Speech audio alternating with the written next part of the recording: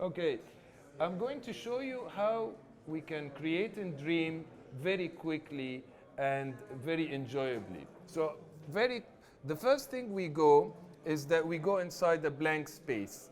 And in Dream, you don't have to start from scratch. You can always go to pre-existing collections and use items that other people have made. So you don't have to start from the scratch. You can just put a piece of landscape like this, and then you can get a character like that, put the character in the landscape like this, and then you can go inside and explore. So the whole idea of Dream is that you can very quickly make a game from pre-made assets. But of course, if you want to make something more beautiful, you can carry on finding other pieces of work. For example, I'll go into this collection here, and I look at the different choices, and I find this rock mountain that is very beautiful, and I can just start placing it.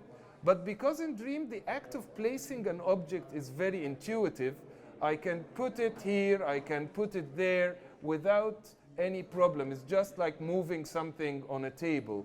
I can make a copy of it, flip it using shortcuts, and have it large, small, and start having very quickly a more interesting environment. And because the Dream engine is very advanced, you can have a collection like that, and you make it gigantic and put it in the distance and have quite a nice panorama. So if we go back and test my creation now, my world is starting to get more elaborate and more interesting, and I have a better sense of space. The next thing I will show you is that we can start expanding our landscape, again, just using pre-made assets. So I find a piece of grass here, and I will start placing it in my world. I will put it on the other side here. And you just repeat. You see, I can use the front, the back of it, and have a nice piece of landscape really quickly shaping up. You don't have to make everything from scratch, but you still have a lot of control on the feeling of the space. I will show you something pretty magical, that you can transform an environment into a more game-looking space. Like, for example, if I turn off this guide, see this stone here, or this piece of cube is just an orange cube, and I want to change this into water. So all I need to do is that I go to one of my other tools, I pick the tinting tool, pick color, pick the blue color, and then I just hold my controller over, make it blue, go closer, and you can see these little shapes on top of the cube. We call them the splats.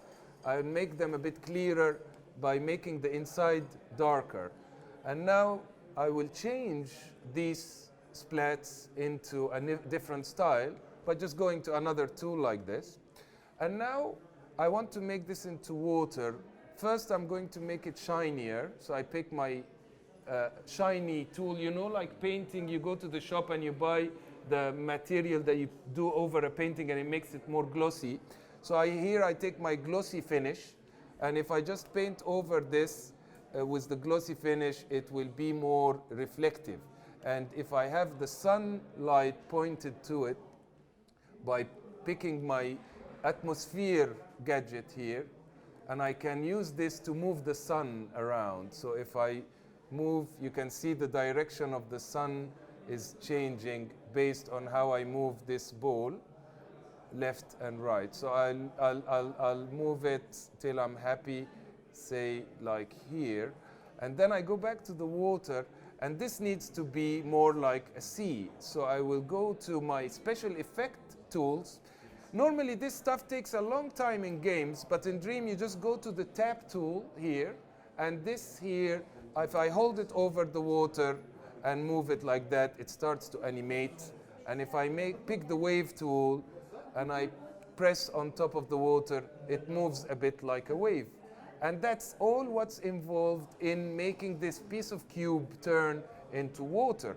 Now, if someone says, actually, I want the water to go in the other direction, I just go to another tool, pick the comb, and instead I just go in the other direction, or if I want to go this direction or this direction.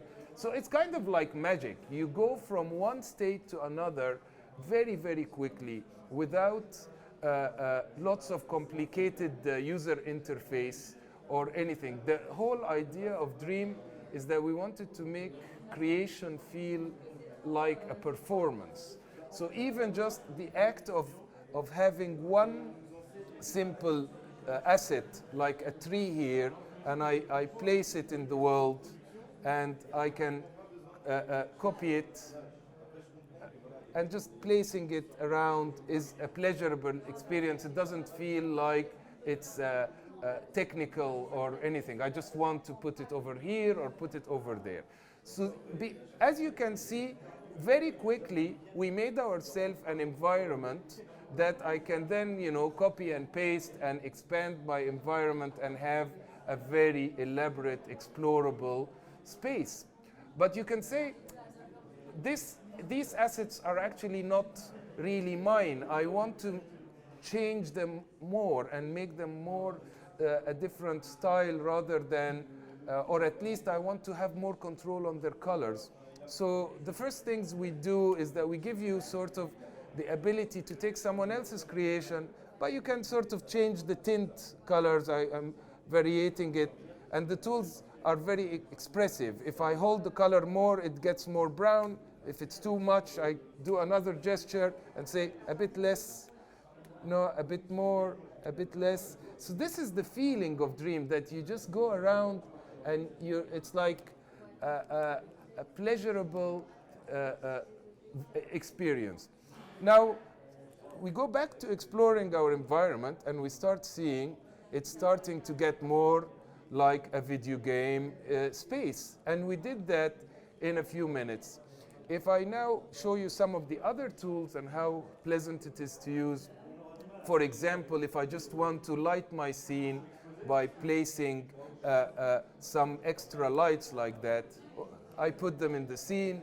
I can pick the color of the light, make it a bit less strong, open up the direction like that, and sort of like make it feel like something out of a nice animation. Put some lights on the mountain in the distance as well. Again, giving it more drama and atmosphere. Another thing that Dream tools have that not a lot of other tools have is what we call the impressionistic engine.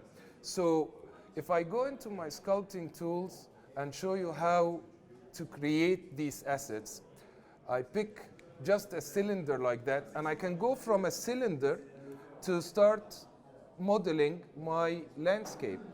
So this is how we can do something from scratch. I go to my color palette and pick different colors like this, and then it gets a more rich color scheme. I can go like, I can add, I can cut in the shape, and you can spend so much time just doing that. I can go very close and do very small details, like a sculptor carving in clay, or I can go very zoomed out and I can get blending effects like that allow me to make more interesting formations. So if I want to make a whole magical landscape in 2 seconds, I can just do my blending mode like that, and just using a bunch of shapes, change it into a full mountainscape like this. And this is how fast sculpture in Dream is. It's, as you can see, a very fast experience to go from zero to nothing. But like you can see in Dream, we have these very nice impressionistic marks. And I'm going to show you how they're done. So this here was a sculpture, a hard sculpture, but we have in Dream, which is very unique to Dream, what we call the impressionistic engine. And that allows you to go from just a ball like that, and if I turn my hand on one of the controls, I make it into an impressionistic shape. Now, you can see the sphere now is not a normal sphere, it's more of a pastel-like sphere.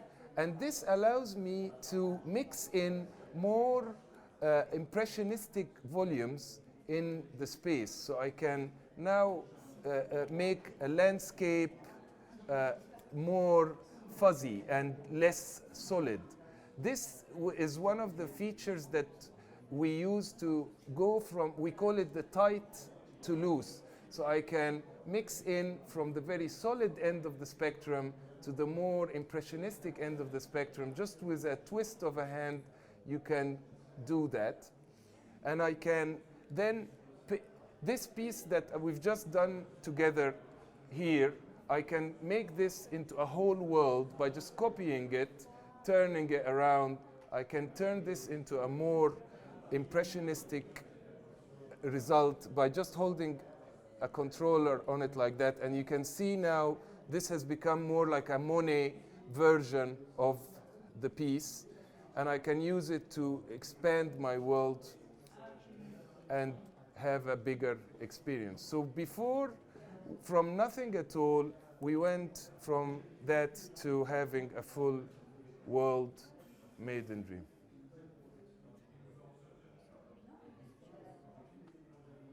And you can imagine, like, if this is what we can do in 10 minutes, you know, and I know the tools, so I know the shortcuts and that sort of thing, but it will take you a week or two to learn the copying and coloring and what these different effects do. But you can see that the engine allows you to go from having an idea to seeing your idea happen so fast. And if someone tells me, okay, I'm an architect, I'm not a landscape person, I want to do something like Frank Lloyd Wright style, then you have tools that allow you to go into the more architectural state of mind. So I'll show you how I can go from one module, and architects love modularity. So imagine if I just have this one shape, very simple shape like that, and I just do a simple cut in it like this and a hole in it like that, and add a piece in a different color just to make it more cool like that. So this is just a simple piece. You've seen we've done it in a bunch of edits. And I'm going to make this turn into a city by just copying and repeating the modularity of it a few times. So I put it here, and then I will make an interesting formation. We have some tools that make you clone and repeat your design.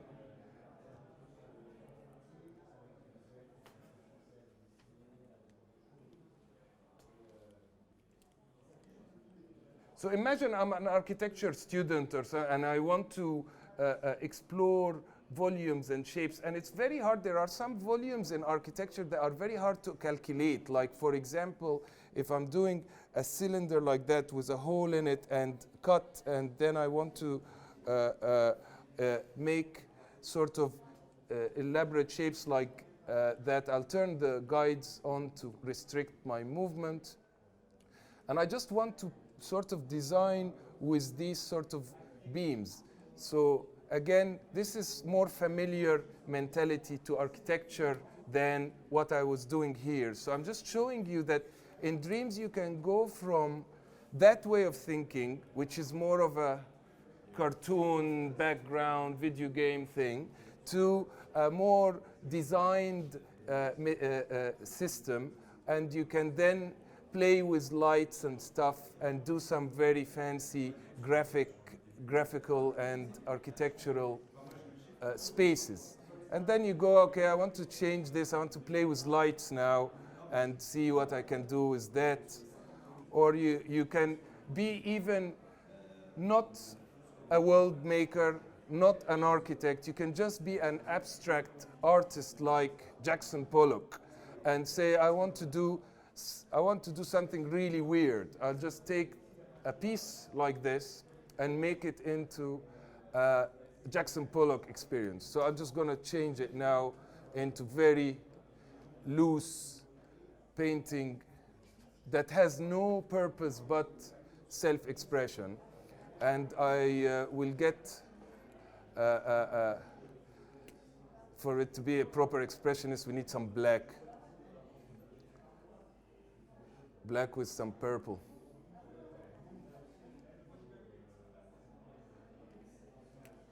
And then I pick one of my brush types, I make it into a splat like this, and then just like without any intention, I just start painting around, putting it in the space. And then I sort of get the other tools. I want to change it into more cyan style.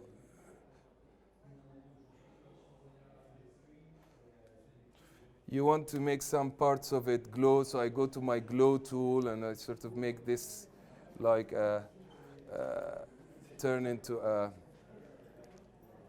you can make a bit of light. So I'm just doing a experimental piece that is not really anything but self-expression. And you can even make something like that have animation by just adding, I'm going to add the Boyle effect on this, or I'm going to add the... So very quickly, your experience in Dream can be something that is not a level, not a game, not an architectural piece, just a piece that you can express yourself, change the direction, move from...